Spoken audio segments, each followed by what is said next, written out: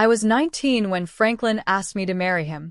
At that age, I was still learning how to exist in a world that seemed to value everything I wasn't: beauty, ease, charm. I was awkward, shy, and far too serious for my own good. They said my eyes were sad, and they were, because I had seen too much of life's cruelty too early. My mother, elegant and admired, often reminded me how plain I looked compared to her. My father, the only person who ever made me feel special, was a man of deep love and deeper demons. He drank himself into silence and died when I was 10. From that day on, I learned that affection could vanish, that promises could dissolve, and that a woman must carry her own heart carefully, because no one else would do it for her. When Franklin entered my life, it was as if sunlight had burst through a long winter. He was tall, confident, smiling, the kind of man who seemed born to lead. He spoke to me as if my thoughts mattered, as if I weren't invisible. That was all it took for me to fall in love. We married in 1905, under chandeliers and expectations. His cousin, President Theodore Roosevelt, gave me away at the altar. Everyone said it was a match made for greatness. And perhaps it was, though not in the way fairy tales suggest. In those first years, I devoted myself entirely to him. We had 6 children, though one died as an infant. I took care of our home, managed the servants, and smiled through the exhaustion. When he entered a room, people looked at him. When I did, they looked through me. But I didn't resent it then. I believed that was what love meant: to stand behind your husband, to hold him up in his moments of weakness, to expect little for yourself. I thought devotion was enough to fill a life. I was wrong. Politics became our world. Franklin's charisma drew people in, and I followed him everywhere: dinners, receptions, endless conversations about policy. I said little, but I listened. I learned how power moved, quietly, subtly, through the hands of men who smiled as they made decisions that would never affect them.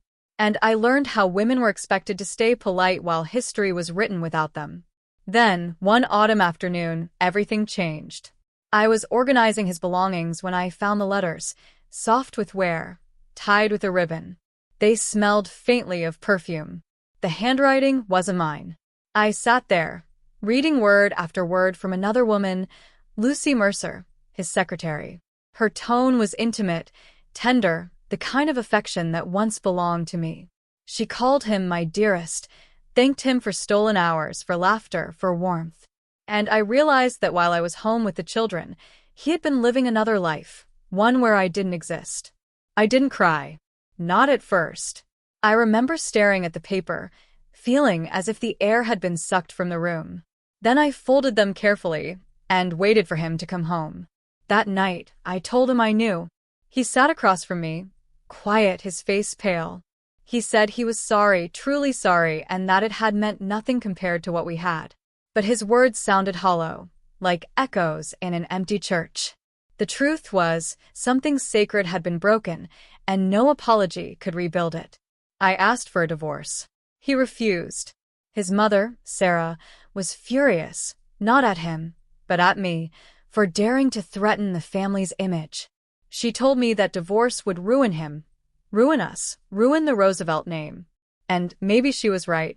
So I stayed. For the children. For duty. For the illusion of stability.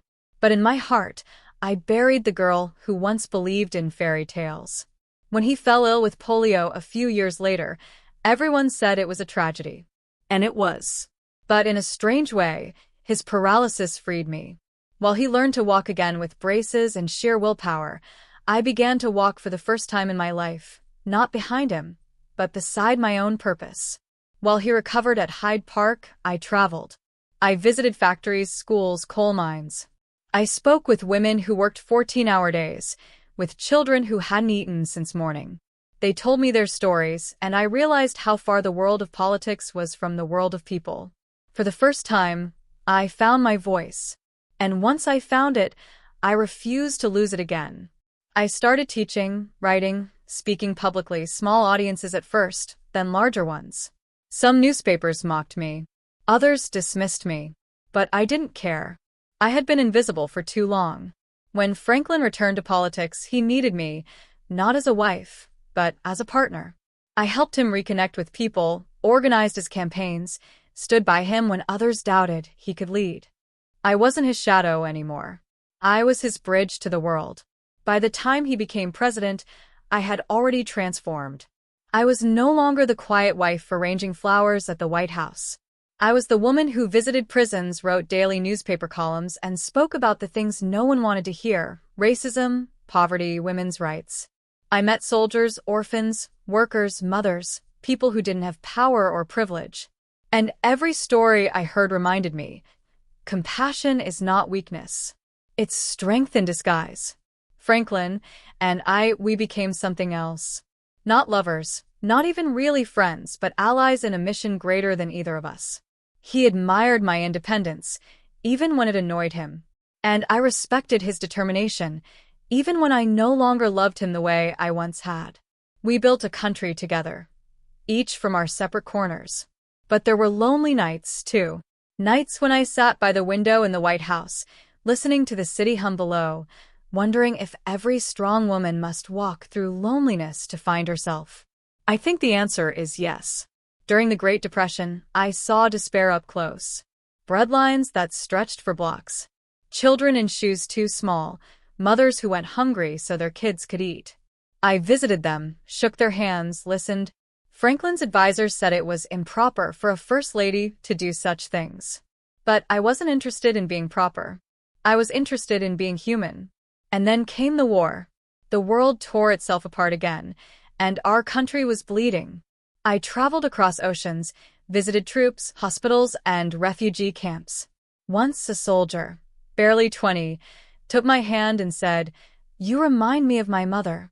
I smiled, but inside, I felt the weight of every mother who would never see her son again. It changed me. Every face I saw became a promise that I would never stop fighting for the dignity of those who couldn't fight for themselves. When Franklin died in 1945, I was in another city, working. They told me on the phone.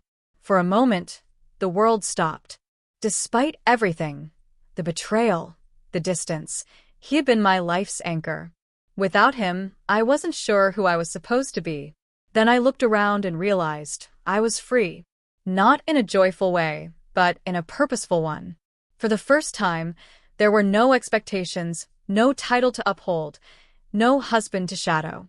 Just me, and the voice I had built, word by word, across decades of silence. I joined the United Nations. Some called it a vanity project. Others said a widow should fade quietly into history. But I wasn't built to fade.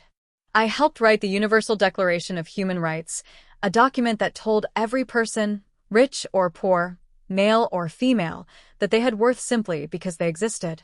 It was my proudest work, not because it bore my name, but because it gave meaning to all the pain that came before it. In those years, I traveled the world. I met leaders, refugees, workers, dreamers. I sat in tents, palaces, classrooms. And everywhere I went, I found the same truth. People longed to be seen, to be heard, to be valued. That was something I understood better than anyone. They asked me once if I ever forgave Franklin. I said forgiveness isn't about pretending it didn't happen. It's about refusing to let it define you. Yes, I forgave him. Because without him, without his love, his failure, his betrayal, I might never have found myself. Sometimes I look back and wonder, what would my life have been if those letters had never existed? If he had remained faithful, if our love had stayed unbroken? Would I have become who I am? Would I have dared to step beyond his shadow? I don't think so. Pain, after all, is a strange kind of teacher. People remember me as the first lady of the world. But I was once just a frightened girl who learned that silence was safer than truth. And now, when I stand before a crowd and speak of courage, I think of that girl and I tell her, "You made it.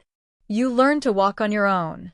Because in the end, love didn't define me. Loss did.